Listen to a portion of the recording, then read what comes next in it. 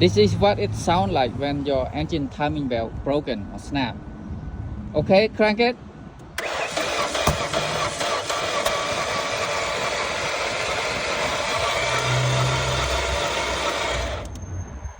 Again.